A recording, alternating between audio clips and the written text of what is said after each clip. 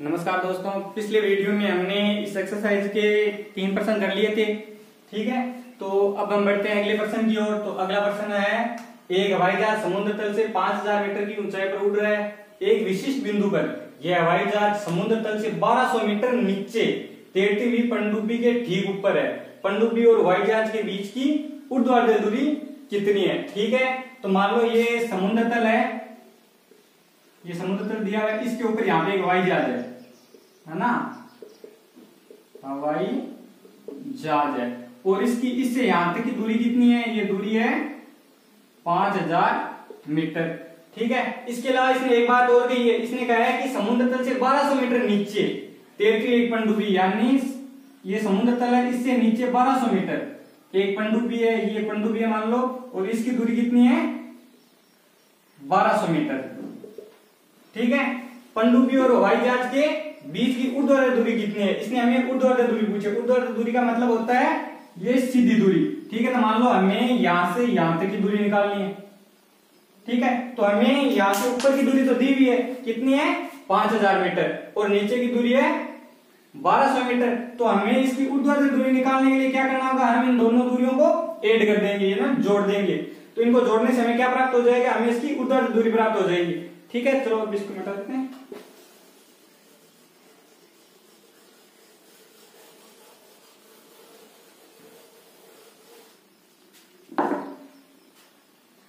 तो हवाई जहाज की दूरी,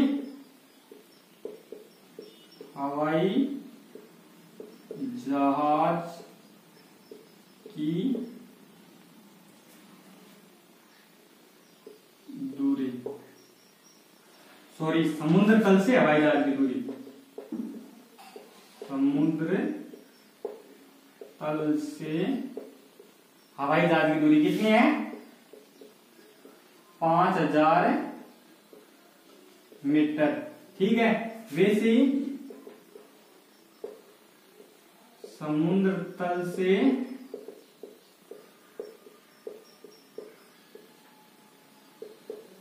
पनडुब्बी की दूरी,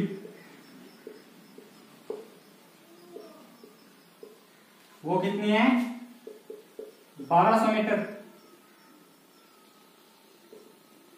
अब इनकी ऊर्ध्वाधर ज्ञात करने के लिए हम क्या करेंगे? इन दोनों को ऐड कर देंगे, मैंने पहले बताया था ना। तो ऐड करने के लिए 5000 प्लस 1200, इनको ऐड किया तो हो गए 6200 मीटर, यानी 6200 मीटर। यानी पनडुब्बी और हवाई जहाज के बीच की ऊर्ध्वाधर दूरी कितनी है? यह है 6200 मीटर। ठीक है, अब चलते हैं हम अगले क्वेश्चन की ओर। संख्या 5, मोहन अपने बैंक खाते में रुपए 2000 जमा करता है और अगले दिन इनमें से रुपए 1642 निकाल लेता है। निकालने का मतलब क्या है? वो घटा देता है, यानी 1642 रुपए वो घटा देता है, यानी निकाल लेता है अपने खाते में से। यदि खाते में से निकाली गई राशि को ऋणात्मक संख्या से निरूपित किया जाता है ना, खाते में से निकाली गई राशि को ऋणात्मक संख्या से निरूपित किया जाता है, तो खाते में जमा की गई राशि को आप कैसे निरूपित करोगे? निकासी के पश्चात मोहन के खाते में शेष राशि ज्ञात कीजिए। तो मान लो हमने निकाला, तो निकालने को हम क्या कहेंगे? माइनस, यानी उसको ऋणात्मक से निरूपित करेंगे। तो उसने जमा की, जमा करने का मतलब क्या है? धनात्मक, यानी उसने उसमें डाली है। तो मोहन अपने खाते में रुपए 2000 जमा करता है, तो उसने अपने खाते में 2000 रुपए जमा किए, तो वो क्या हो गया? धनात्मक। ठीक है, अगर निकालने वाली राशि को ऋणात्मक संख्या से निरूपित किया जाता है, तो डालने वाली राशि या जमा करने वाली राशि को हम किससे निरूपित करेंगे? हम धनात्मक संख्या से निरूपित करेंगे। किससे? धनात्मक संख्या से।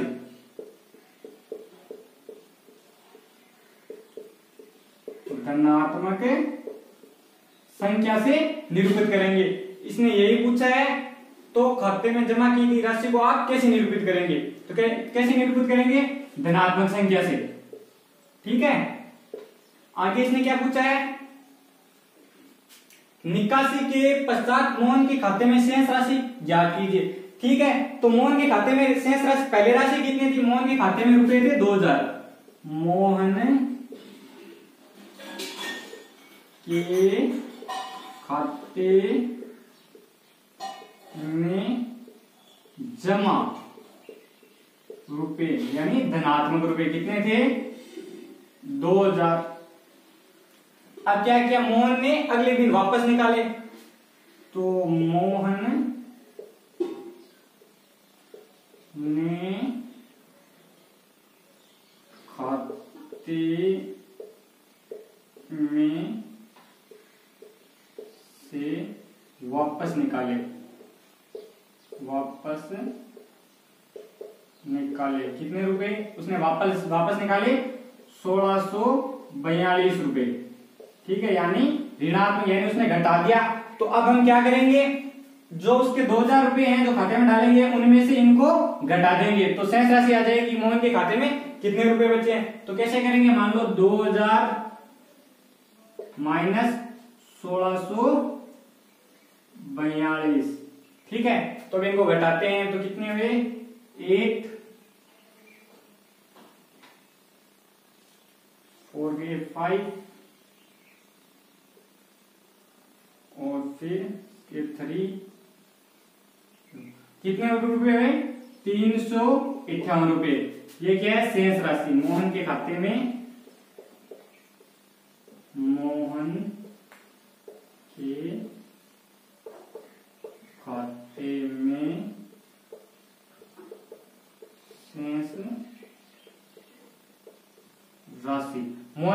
शेष राशि कितनी बची है 358।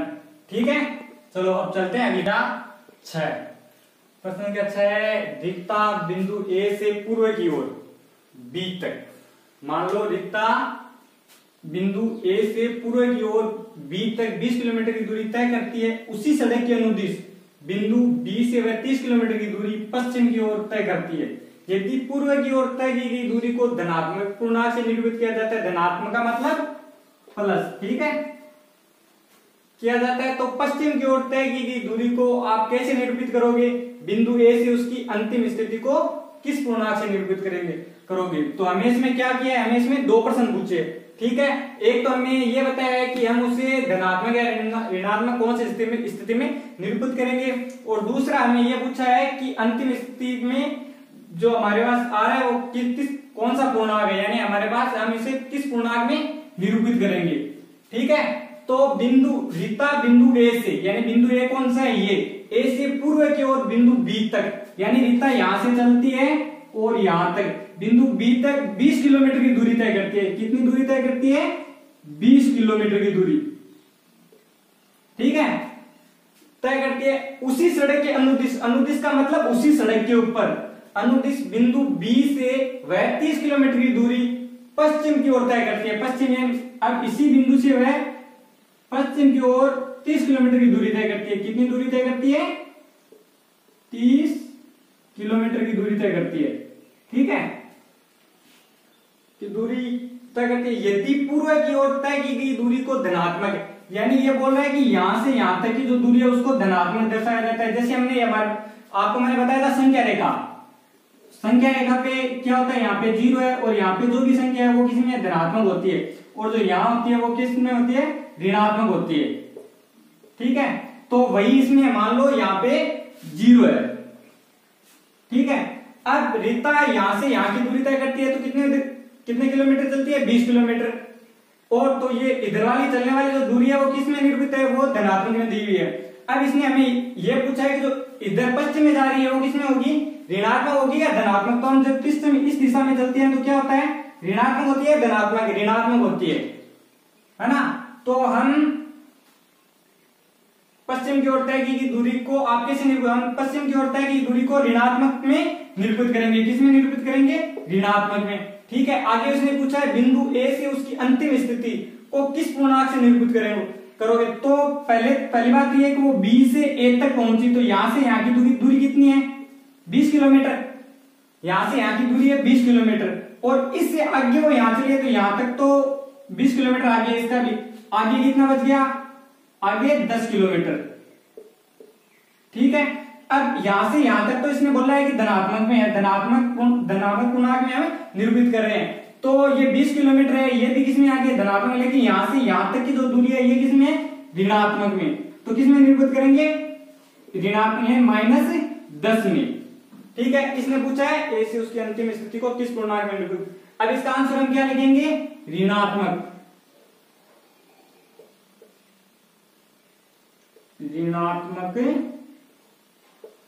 पूर्णांक में।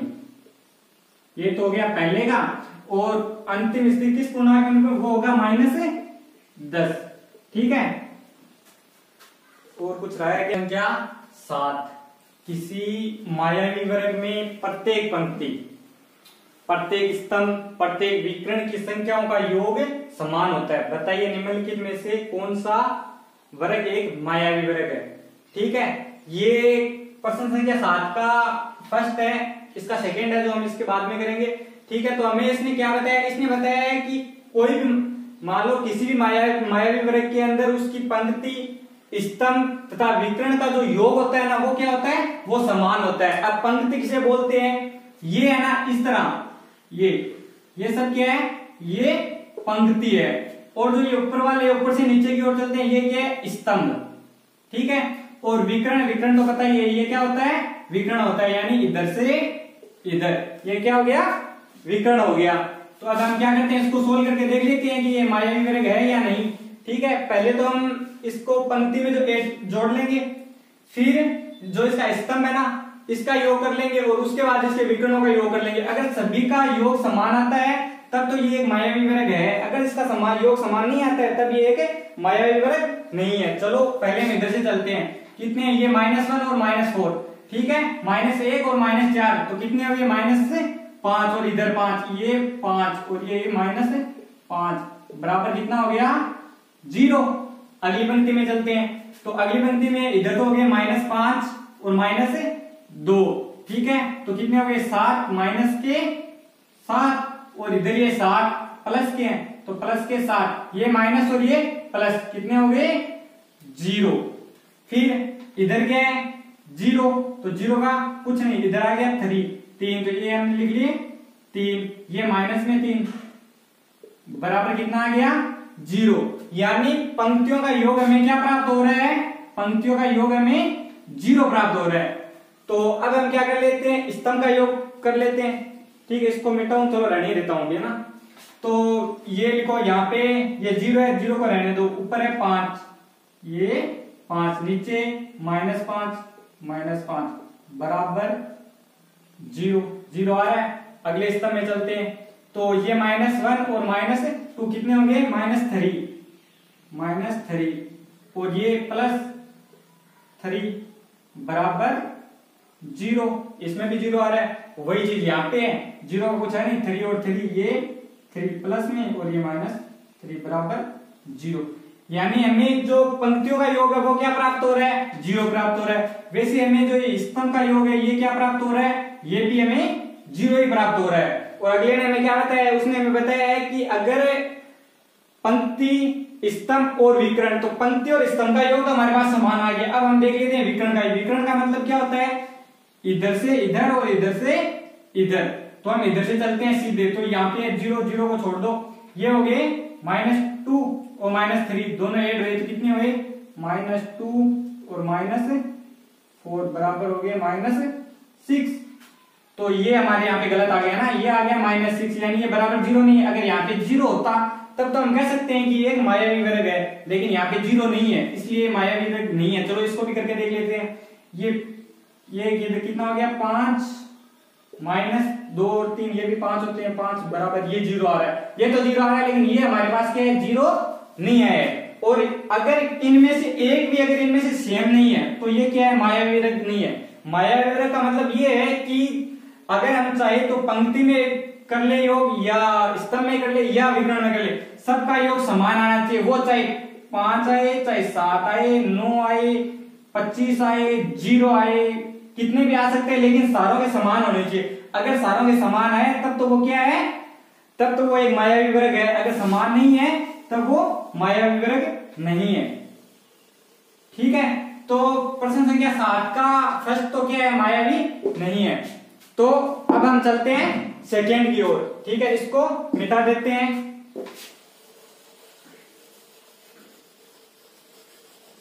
तो हम चलते हैं मिटा के, अब यहीं पे कर लेते हैं, हम सेकेंड को करते हैं। तो अभी हम फर्स्ट तो कर लिया था इसका, अब है सेकेंड। ठीक है, तो सेकेंड में दिया हुआ है a माइनस 10, इसको इधर रख लेते हैं, और 0। ठीक है,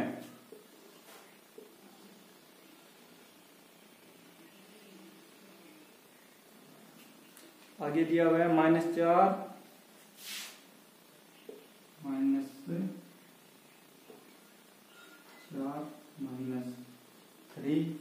और -2।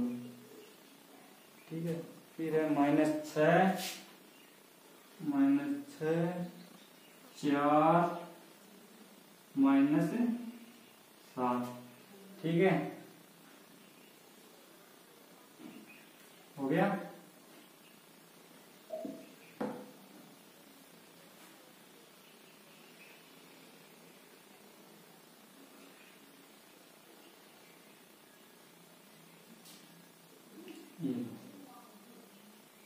ये है प्रश्न संख्या 7 का सेकेंड। ठीक है, बन गया, बनाइए, अच्छा ये। ठीक है, चलो अब चलते हैं। वो एक तरीका है, पहले पंक्ति कर लेते हैं, फिर स्तंभ कर लेते हैं, और फिर विकर्ण कर लेते हैं। तो चलो पहले तो हम क्या करते हैं, पंक्तियों को सोल्व करते हैं। तो इधर चलो, इधर तो है 1 प्लस के इधर माइनस के 10 बराबर 0 है, 0 का बराबर कितनी आई, -9। ठीक है, फिर चलो ये -4 और -3 कितने में, 7 और -2 कितने में, 9 बराबर सेकेंड का भी हमें क्या प्राप्त हो रहा है, -9 ही प्राप्त हो रहे हैं। फिर चलो ये माइनस, ये पहले प्लस वाले ले लेते हैं ना, 4 -7 और 6 कितने हो गए, 13, और 13 में से 6 गए तो कितने बचे, 9, और चिन्ह बड़ी संख्या है, बड़ी संख्या गए तो चिन्ह माइनस का लगा देंगे। ठीक है, तो ये भी आगे -9, यानी पंक्तियों को अगर हम पंक्तियों का योग करते हैं तो हमें क्या प्राप्त हो रहे हैं, हमें -9 प्राप्त हो रहे हैं। तो इसी तरीके से अब हम क्या करते हैं, स्तंभ का कर लेते हैं। तो चलो पहले प्लस के 1, फिर 6 और 4 10 -10 बराबर -9, और फिर क्या है, चलो आगे में -10 और -3 कितने हो गए, -13 और प्लस के 4 बराबर वही आ रहा है -9। ठीक है, अब आगे वाले में चलो 0 0 का रहने दो, -2 और -7 दोनों कितने हो गए, बराबर -9। ठीक है, इसे ना हो तो लिख देते हैं -2 और प्लस -7, ऐसे इसी में भी लिख देते हैं कि -4 प्लस -3 प्लस -2। ठीक है, तो -9 हो गया। तो इन पंक्तियों में हमें क्या मिले, -9। इसी तरीके स्तंभ में भी हमें क्या मिले, स्तंभ में भी हमें -9 ही मिले। तो अब क्या बचा है, अब बचा है विकर्ण। तो विकर्ण बताया मैं आपको, तो चलो पहले अब विकर्ण कर लेते हैं। तो पहले इस तरीके से करते हैं, तो कितने हम, 1, चलो लिख लेते हो ना ऐसे, ये तो है पंक्ति, और ये हो गया स्तंभ, और ये हो गया विकर्ण।